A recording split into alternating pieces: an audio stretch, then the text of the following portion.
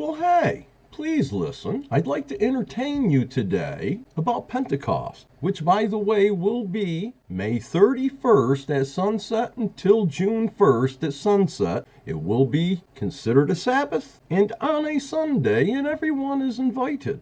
However, why is it that no religious person today appears to desire keeping Pentecost unless you're of the rapture belief? Now, please do read the entirety of Leviticus chapter 23, though it is very humorous for most people because they believe that Jesus did it all for them and no longer are the feasts of our Heavenly Father valid, and therefore Christmas and Easter and Halloween, Mother's Day and Valentine's Day and the like should be instead kept so that Jesus or Lord and God could love you more, or whatever reasoning. However, the thing I'd like you to notice here, in Leviticus 23, it's speaking of the Feast of Weeks, which is known as the Feast of Pentecost or the Day of Pentecost in the alleged New Testament. But here, verse 21 says, "And you shall proclaim on the same day that it is a holy convocation to you.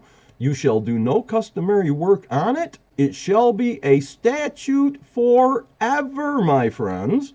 It shall be a statute forever in all of your dwellings throughout your generations. Now, please do note that the Feast of Weeks is mentioned in 5 different verses in the alleged Old Testament, where in the alleged New Testament, Pentecost is used 3 times. Now, please do note that there is no stretching of the imagination anybody would deem necessary to understand that the disciples were keeping the Feast of Pentecost, the Feast of Weeks, before they met Messiah. They've been keeping it their whole life, just as Messiah had been as well, as a statute forever throughout their generations.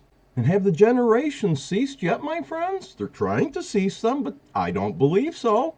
And the 3 times it's mentioned, the disciples were keeping the day of Pentecost here, my friends, in Acts 2, verse 1, after the death and resurrection of Messiah. Acts 20, verse 16, for Paul had decided to sail past Ephesus. Now, Paul was years after Messiah's death and resurrection, and yet he is still observing the day of Pentecost and says he would even tarry until Pentecost. Do you know that one of the first things Messiah is going to command is all nations come before him for the Feast of Tabernacles? Do you really know what Judgment Day is going to be like?